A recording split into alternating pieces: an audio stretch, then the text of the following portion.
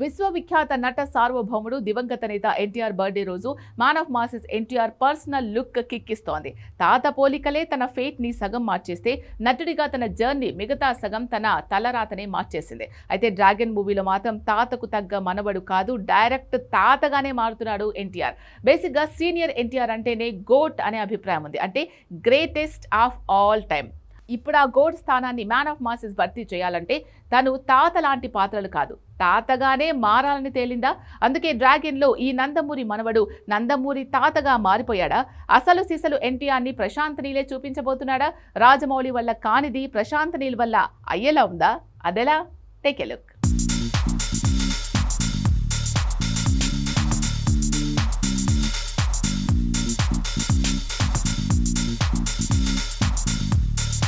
Dragon లో ఎన్టీఆర్ ఒక్కడు కాదు, ఇద్దరు. ఇది ఒక్క సినిమా కాదు, రెండు భాగాలు. ఇది గ్లిమ్స్ లో తేల్చకుండా పరోక్షంగా తేలింది.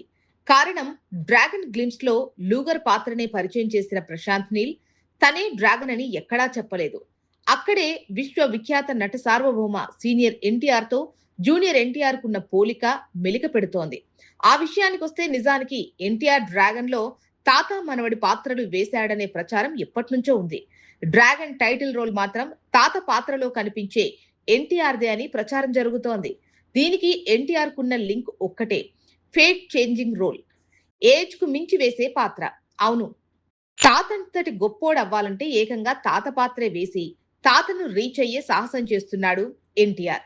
అవును, డ్రాగన్ లో ఎన్టీఆర్ మనవడిగా లూగర్ పాత్రను, తాతగా డ్రాగన్ పాత్రను వేస్తున్నాడనే విషయం పరోక్షంగా కన్ఫర్మ్ అయింది.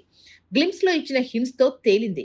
ఇప్పుడు తేలాల్సింది ఎన్టీఆర్ లో ఉన్న మరో కోణాన్ని, తన తలరాతను మార్చే మూవీని ఎవరిస్తారని. రాజమౌళి వల్ల కూడా కాని ఈ పనిని ప్రశాంత్ నీల్ పక్కాగా పూర్తి చేసేలా ఉన్నాడా? ఇంత ఖచ్చితంగా చెప్పడానికి రీజన్, రాజమౌళి డైరెక్షన్ లో ఎన్టీఆర్ 4 సినిమాలు చేశాడు. అన్ని హిట్లే, కానీ ఎన్టీఆర్ ఫేట్ మార్చే మూవీల లిస్ట్ లో అవి చేరవు. Student number 1, Simhadri, Yamadonga, triple R. నిజానికి ట్రిపుల్ ఆర్ గ్లోబల్ హిట్ కావచ్చు, కానీ అందులో కొమరం భీముడిగా ఎన్టీఆర్ కి ఇచ్చింది ఓ హీరో ఎన్నడూ వేయని పాత్ర లాంటిది కాదు. కొమరం భీమ్ రియల్ రోల్ గొప్పదే, అదే రీల్లో అంతకంటే గొప్పగా చూపించారు. ఎన్టీఆర్ కూడా పర్ఫార్మెన్స్ తో ఆకట్టుకున్నాడు. కానీ ఎన్టీఆర్ ఫేట్ మార్చేంత, అంటే టెంపర్ లో మ్యాన్ ఆఫ్ మాసెస్ వేసిన పాత్రలాగా, ఆదిలో ఎన్టీఆర్ వేసిన రోల్ లాగా, ఒకటి హిట్ మరొకటి ఎన్టీఆర్ నట విశ్వరూపం చూపించిన సినిమా, ఇలా ఉండాలి. అలాంటి పాత్రలు అరుదుగా వస్తాయి.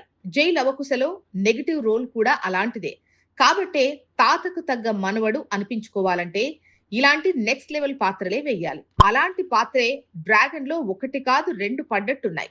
కాబట్టే తాత స్థాయికి చేరేందుకు ఏకంగా తాత పాత్ర కూడా వేసే సాహసం చేసిన ఎన్టీఆర్ అని అంటున్నారు.